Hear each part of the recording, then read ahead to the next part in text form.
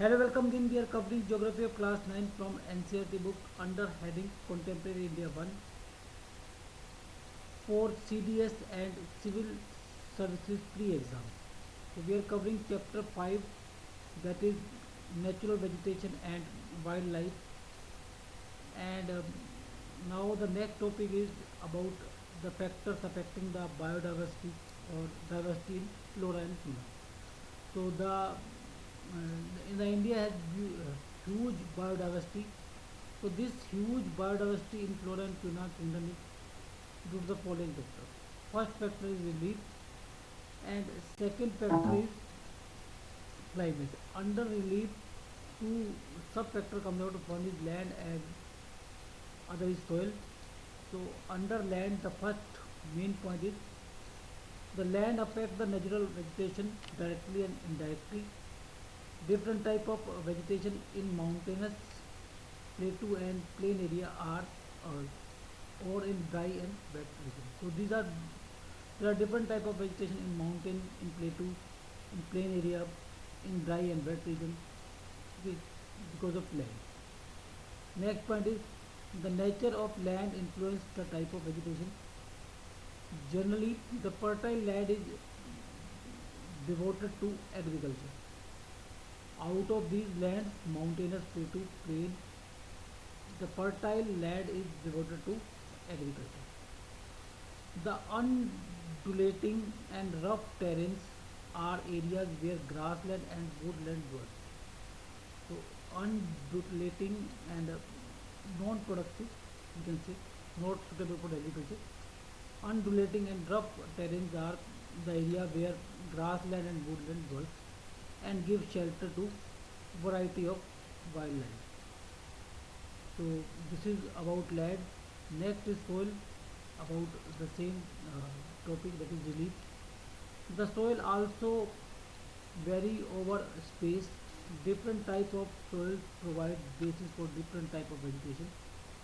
Next one is the sandy soil in desert sport cactus and thorny bushes, while the wet marshy dialectic sport mangrove and delective vegetation. The hill slope with some depth of soil have conical trees. So hill slope has conical trees, and the desert have cactus and thorny bushes, and wet soil has deltic vegetation and deltic and mangrove. Second factor that affect the huge biodiversity is climate, and under this the first point is temperature, and under this the first point is the character and extent of vegetation are mainly determined by temperature along with humidity in the air and the precipitation and soil. Second point is on the slopes of Himalayas and the hills of peninsula above the height 915 meters, the fall in temperature affects the type of vegetation and its growth and changes it from tropical to subtropical, temperate and alpine vegetation. So what are these tropical, subtropical, temperate and alpine vegetation?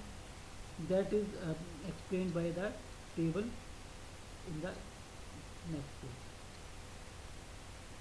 So we have one table defining vegetation zones under tropical, subtropical, temperate, alpine, and the mean temperature at which these tropical zones occur. Uh, and this is the mean temperature annually, and this is the mean temperature in January. And some remarks are also there. So tropical vegetation zone has temperature mean temperature above 24 degrees Celsius, and in January the temperature is above 18 degrees Celsius mean temperature. No frost, and subtropical vegetation zone has mean temperature between 17 degrees Celsius to 24 degrees Celsius, and in January the mean temperature is between 10 degrees Celsius to 18 degrees Celsius. frost is there. And next vegetation zone is wet temperate. So mean temperature, mean annual temperature is 7 degrees Celsius to 17 degrees Celsius for temperate, and in January it is minus 1 degree Celsius to 10 degrees Celsius. Frost and some snow is also there. And the lowest temperature is for alpine. The temperature is, the mean temperature is below 7 degrees Celsius, and in January the mean temperature is below minus 1 degree Celsius. Snow is the main characteristics of this uh, vegetation zone. So next factor that affect the under that comes under climate and that affect our wildlife and vegetation is photoperiod or sunlight. And under this, the first point is the variation in duration of sunlight at different places is due to difference in latitude, altitude, season and duration of the day. Next point is due to longer duration of sunlight, trees grows faster in summer. Next point, the southern slope in Himalaya region covered with thick vegetation cover as compared to northern slope of the same hill due to high temperature and sunlight. So the southern slope of Himalayan region covered with thick vegetation cover or more vegetation as compared to northern slope of same hill due to height. On the southern side of Himalaya we have India, and here the sunlight as well as rain is more, and these have thick cover of vegetation as compared to northern slope because of these factors, temperature and sunlight. On the southern slope there is shadow of Himalaya, so sunlight may not be prominent, and rain is also, temperature is less. Okay, so these are the factors which produce more vegetation cover in the southern slope as compared to northern slope.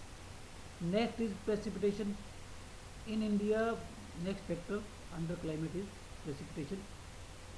First point is in India almost entire rainfall is brought by advancing south-west monsoon June to September and retreating north-east monsoon, that we have seen.